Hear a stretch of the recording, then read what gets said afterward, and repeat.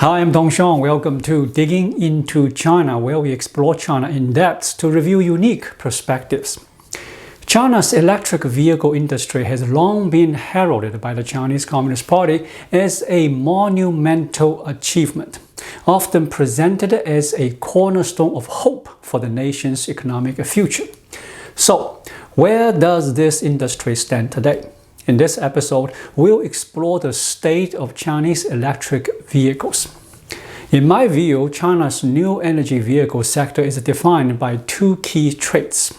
On the surface, it appears to be advancing rapidly, but beneath that, it faces a series of underlying crises. Let's start with the positives, the apparent rapid progress. On the surface, China's electric vehicle industry has achieved significant success. Domestic electric vehicles dominate the Chinese market, with foreign brands reduced to a single major player, Tesla.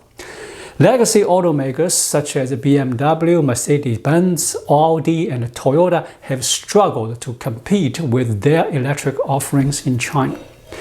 As Chinese citizens see a variety of cars on the streets daily, there is a palpable sense that the domestic electric vehicles reign supreme. Fueled by the strength of the domestic market, BYD is expected to surpass Tesla in global sales this year, positioning itself as the world's top-selling electric vehicle brand.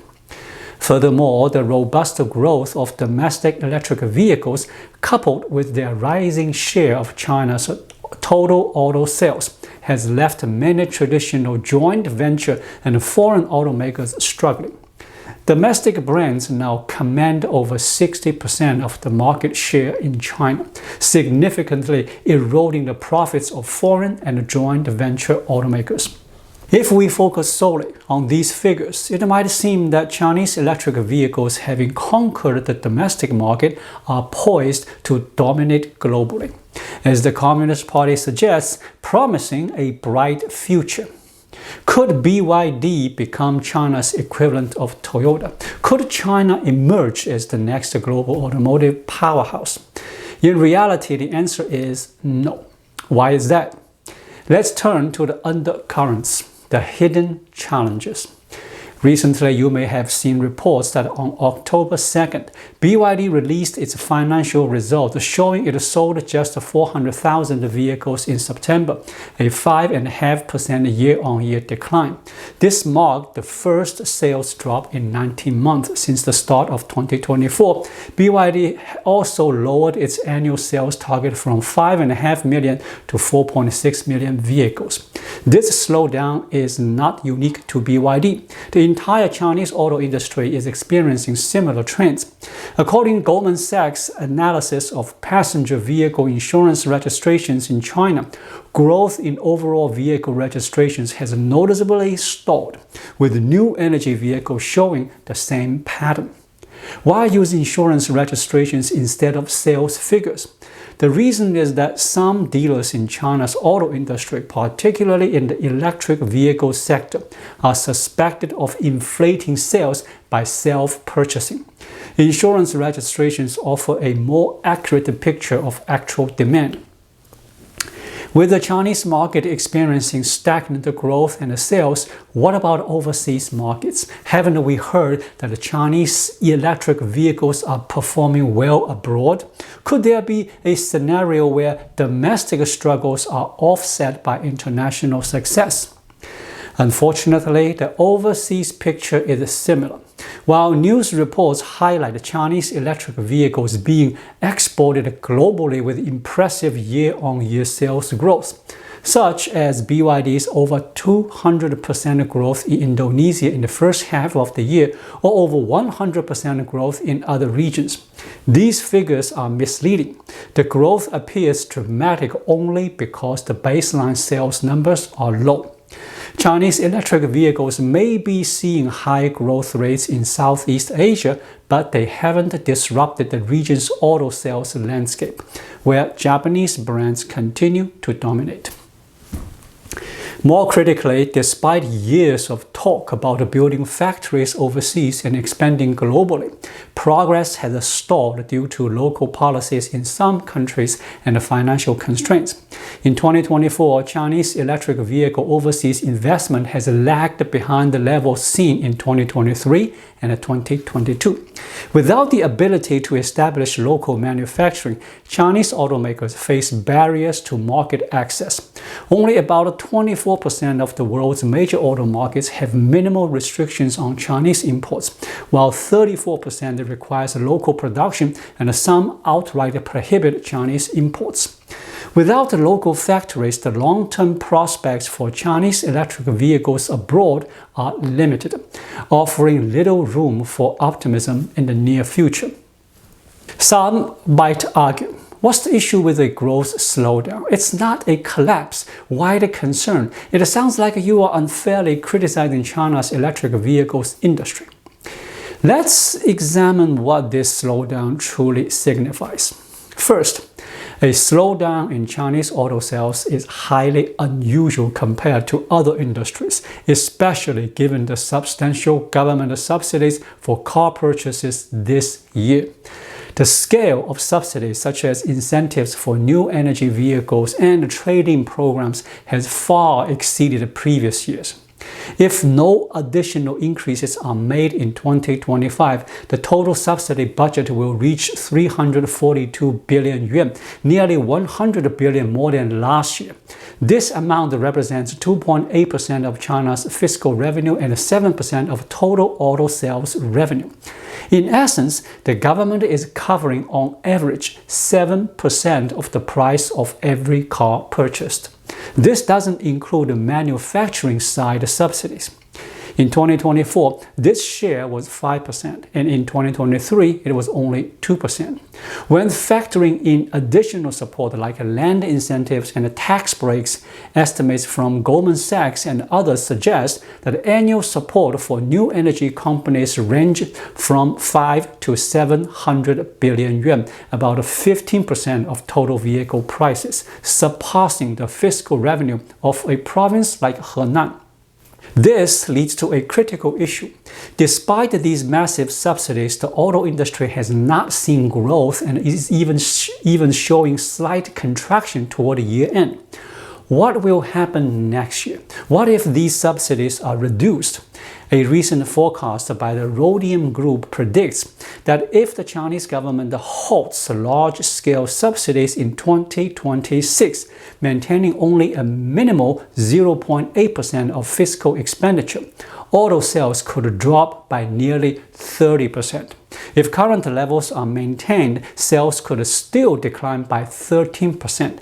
Only by increasing subsidies by approximately 10% could sales remain stable. This suggests that without significant government support next year, Chinese electric vehicle sales could plummet.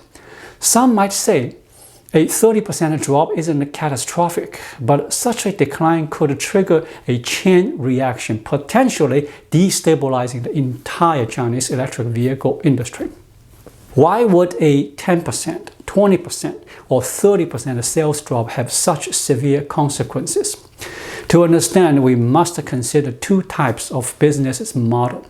Unlike the common assumption that a 30% sales drop leads a proportional drop in profits or stock prices, the situation for Chinese electric vehicle giants is different. Companies are divided into two categories. Mature companies like Coca-Cola or Toyota have stable profits and established markets. So a 30% sales drop typically results in a similar decline in profits and stock prices. However, growth-oriented companies like ChatGPT or many Chinese automakers face a different reality. For these companies, a 30% drop in sales or user base can be devastating. For instance, a video on Bilibili claimed OpenAI is failing because it lost $13.5 billion in the first half of the year, while praising DeepSeek for lowering costs and hurting OpenAI's profits. This reflects a misunderstanding of the economics and the markets. Investors in AI companies like ChatGPT don't prioritize current profitability, but focus on user scale. ChatGPT's 700 million weekly active users are its greatest asset. For ChatGPT, losses are less critical than a 30% drop in active users, which would be catastrophic. The underlying logic is market expectations. Mature companies are expected to deliver stable cash flows and profits. Growth-oriented companies, however, are expected to achieve monopolies or build competitive advantages through user scale, cost efficiencies, or data dominance.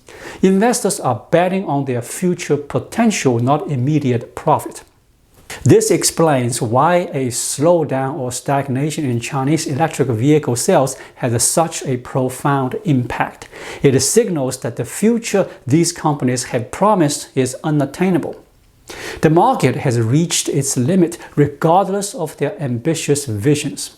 The consequences go beyond a simple 30% drop in profits or stock price. It necessitates a fundamental shift in their business models and narratives.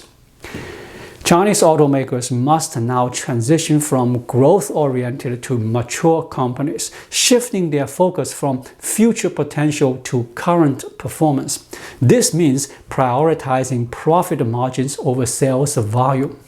In stock market terms, this is reflected in the price-to-earnings (PE) ratio, the ratio of stock price to net profit.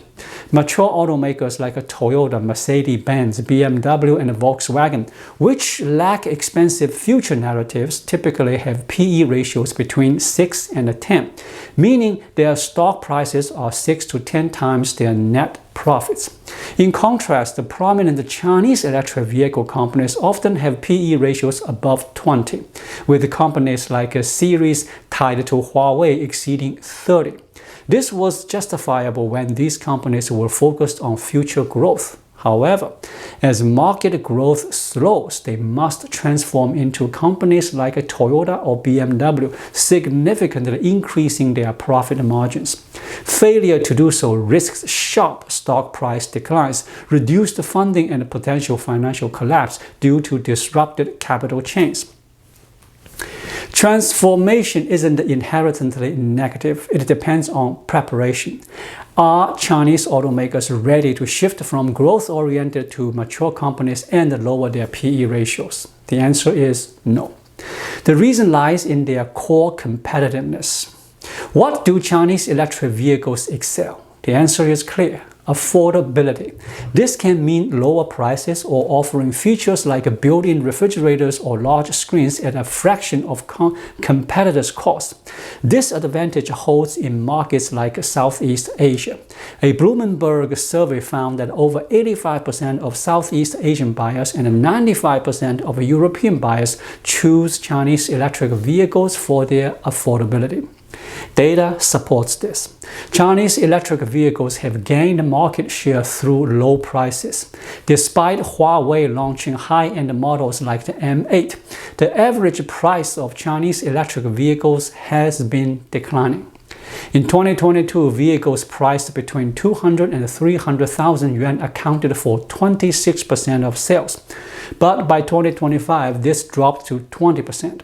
The price peak has shifted to the more affordable 100,000 to 150,000 yuan range. This trend is even clearer in overall vehicle pricing. Chinese EV have relied on low prices to capture market share. However, this creates a paradox when transitioning to a mature business model. Their core strength, high value at low cost, depends on affordability. As markets saturate and growth slows, companies must pursue profits by raising prices, which undermines their primary advantage. This loss of competitiveness further impacts sales, affecting market expectations and creating a vicious cycle. Forcing Chinese automakers to become mature companies and prioritize profits challenges their fundamental strength, low prices. To illustrate the impact of price increases, consider per-vehicle profit margins based on 2024 financial reports and the first half of 2025. I've avoided comparing Chinese electric vehicles to luxury brands like BMW or Mercedes, which have high margins, or outliers like NIO, which reportedly lose 100,000 yuan per vehicle. Instead, let's compare mainstream brands like Toyota and Tesla to Chinese electric vehicles companies with relatively stable profits. Toyota earns a per-vehicle profits of 22,400 yuan, and Tesla earns 17,000 yuan. In contrast, Xiaomi loses 5,100 yuan per vehicle, and Xiaopeng loses 5,800 yuan. Li Auto and BYD perform better with per-vehicle profits of 7,000 and 8,000 yuan, respectively. Yet, these figures lag far behind Tesla and Toyota. To become mature companies, Chinese electric vehicle makers would need to match these profit margins, requiring price increases of 10 to 30,000 yuan per vehicle. If Chinese electric vehicles cost 10 to 30,000 yuan more, would they remain competitive? Would consumers still buy them? Would they retain their edge overseas? How much further would the sales decline?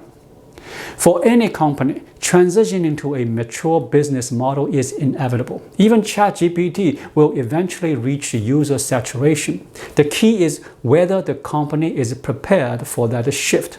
For Chinese automakers, the answer is evident. They are not ready.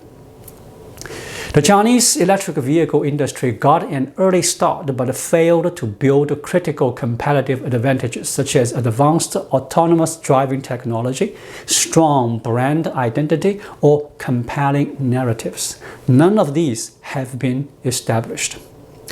Chinese automakers did not leverage their early mover advantage to create these strengths. A few years ago, they hyped autonomous driving. But incidents like a Xiaomi car crash in April and a safety test by a car review platform exposed their shortcomings. Does anyone still tout Chinese autonomous driving? As for brand identity, BYD is not seen as a premium brand. It's more associated with taxi fleets. Other automakers have faced frequent issues like vehicle fires or consumer mistreatment, fostering an image of disregard for safety and customers. They haven't cultivated Toyota's reputation for affordable reliability or the luxury prestiges of BMW or Mercedes. What have they built? Little of substance. In terms of storytelling, they lag far behind figures like Elon Musk.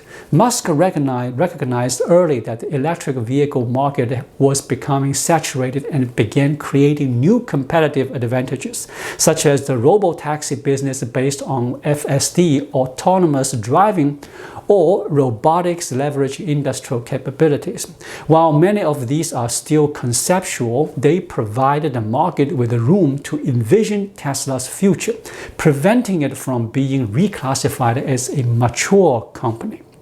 Chinese EV companies, by contrast, have focused almost exclusively on price wars and sales volume, offering features like refrigerators and large-screen TVs. What's the root of their challenges? Why are they trapped in a cycle of cutting prices and chasing sales? I see two primary reasons. First, misguided government policies have driven the Chinese electric vehicle industry into reckless competition. The industry's rise began with Xi Jinping's directive to prioritize electric vehicles, prompting companies nationwide to enter the market. The government cared little about profitability, only about sales volume and reinforcing Xi's narrative of triumphant success. As a result, automakers become fixated on sales, chasing the dreams of surpassing global powers in 3 years while neglecting core competitiveness. Some companies may have prioritized competitiveness, but their slower progress didn't align with Xi's win fast, win big agenda and were sidelined. Second, in China, cutting costs, particularly through labor exploitation, is far easier than innovation. BYD's low costs, beyond economics of scale and a willingness to absorb losses, stem from extreme exploitation of Chinese workers. Why invest in R&D when labor can be squeezed so effectively? BYD also pressures its suppliers using tactics like delayed payments to extract more value. A company that disrespects its people and builds its competitiveness on exploitations is destined to falter.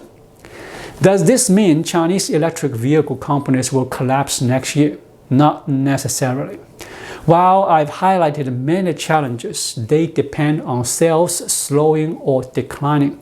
Without substantial government subsidies next year, the industry could face collapse. However, Xi Jinping may employ aggressive political measures such as larger auto purchase subsidies to prevent this outcome. If subsidizing 7% of car price failed to boost sales this year, why not increase it to 10% next year? If 10% isn't enough, why not 15%? If 996 work schedules still result in high costs, why not permit 997 schedules to further exploit workers? These measures might temporarily mitigate the crisis, but they only postpone the inevitable reckoning for the Chinese electric vehicle industry. They will keep the industry in a state of limbo next year, unable to resolve its core issues or deliver the promised prosperous future, let alone benefit the Chinese economy or its people. The Communist Party should abandon large-scale subsidies and focus on protecting labor rights, as South Korea once did. The government should fulfill its fundamental role and trust in the ingenuity and effort of Chinese people. Without government interference and with fair labor protections, Chinese companies and citizens would naturally create competitive, innovative enterprises. Government intervention only creates an illusion of prosperity while stifling truly innovative firms. The Chinese people don't need an overbearing overseer, not the United States, but Xi Jinping himself. Thank you so much for watching. If you find this video helpful, please like it, drop a comment below, and hit the subscribe button right here. It really helps YouTube suggest my video to others. I'll be back with more content soon. Until then, be well.